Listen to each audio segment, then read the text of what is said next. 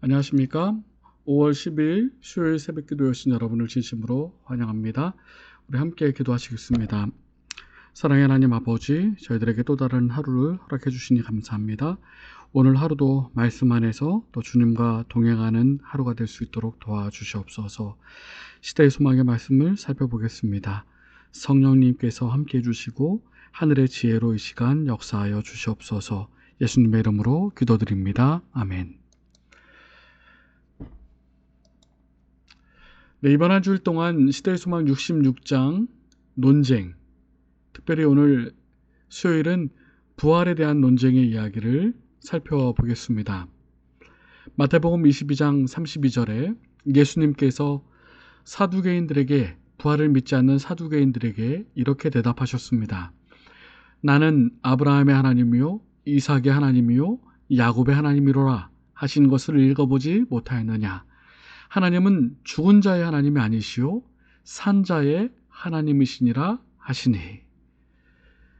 아브라함과 이삭과 야곱, 이미 부조들이 죽었지만 하나님이 보시기에는 산 자인 것입니다. 믿음 안에 부활할 사람들이기 때문에 산 자의 하나님이라고 성경은 말하고 있는 것입니다. 부활에 대한 사두개인들은 이렇게 인식하고 있었습니다.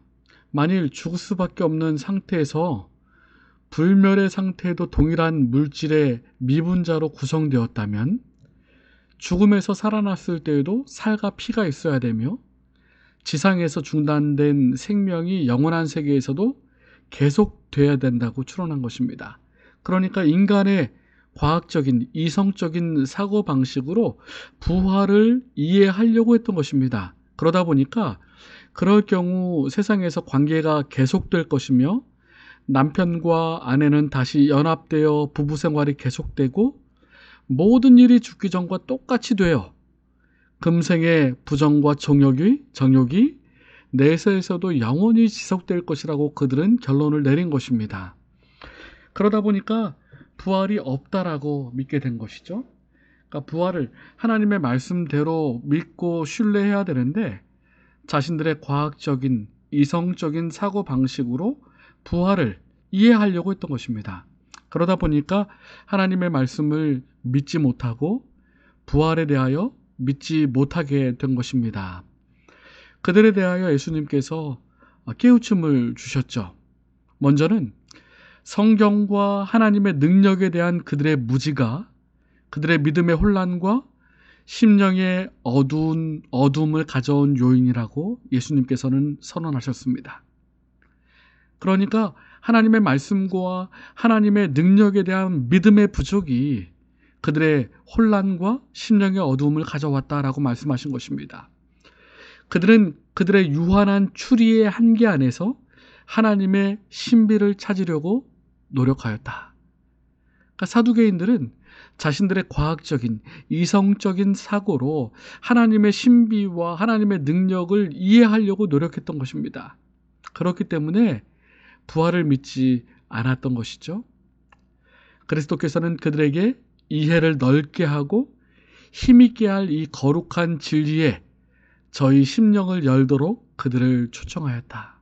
먼저 마음문을 열도록 초청한 것입니다. 그들의 유한한 지력으로서는 하나님의 신비들을 이해할 수 없기 때문에 무수한 사람들이 무신론자가 된다. 하나님의 섭리로 이루어진 거룩한 능력의 경이로운 현실을 설명할 수 없으므로 그들은 이와 같은 능력의 증거를 거절하며 이것을 그들이 아직도 조금밖에 이해할 수 없는 자연작용으로 돌린다. 여러분, 요즘도 하나님의 이 능력과 말씀을 과학적인 사고방식으로 이해하려는 사람들이 있어요. 가령 홍해가 갈라진 것을 과학적으로 이해해 보려고 한다든지, 예수님께서는 사두개인들에게 분명히 말씀하셨던 것처럼 이렇게 권면하십니다. 인간의 유한한 지력으로 하나님의 신비를 이해할 수 없기 때문에 무신론자들이 되고 있다는 것이에요. 그러면서 답을 이렇게 말씀하시죠. 시대소망 606페이지에 우리 주위에 있는 신비를 여는 유일한 열쇠는 그 속에 하나님의 완전하신 임재와 능력이 있다는 사실을 승인하는 것이다. 믿어야 하는 것입니다. 하나님의 능력과 하나님의 임재하심이 있다는 사실을 믿어야 하는 것이에요. 창조도 그렇고 또 오늘 논쟁의 주제인 부활도 마찬가지입니다. 성경과 하나님의 능력에 대한 완전하신 믿음, 능력에 대한 믿음. 예수님께서 사두개인에게 권면하시면서 몇 가지를 가르쳐 주셨는데 성경과 하나님의 능력에 관한 그들의 무지가 믿음의 혼란과 심령의 어둠을 가져온다는 것입니다. 그리고 유한한 인간의 추리의 한계에서 하나님의 신비, 성경의 신비를 찾으려고 노력할 때에 그릇된 오류에 빠질 수 있다는 것입니다. 우리 주위에 있는 신비를 여는 유일한 열쇠는 하나님의 완전하신 임재와 능력에 있다는 사실을 승인하라는 것입니다. 믿어야 한다는 것입니다. 시대소망 606페이지에 보면 없는 것들을 있는 것처럼 이렇게 말씀하셨어요. 아브라함, 이삭, 야곱의 하나님이라고 말씀하셨죠. 하나님께서는 없는 것들을 있는 것처럼 간주하신다. 그분은 시작부터 끝까지 하시며 그분의 사업의 결과를 그것이 지금 이루어진 것처럼 보신다. 아담으로부터 시작하여 맨 마지막에 죽을 성도에 이르기까지 죽은 고귀한 자들이 하나님의 아들의 음성을 듣고 무덤에서 나와 불멸의 생명을 얻을 것이다. 하나님은 저희 하나님이 되고 그들은 그분의 백성이 될 것이다.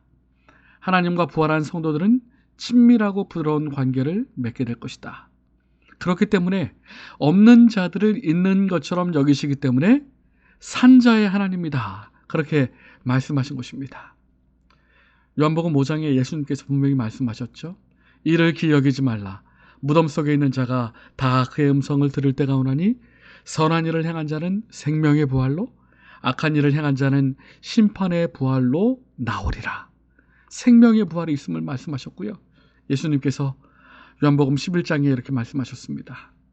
나는 부활이요 생명이니 나를 믿는 자는 죽어도 살겠고 무릇 살아서 나를 믿는 자는 영원히 죽지 아니하리니 이것을 내가 믿느냐.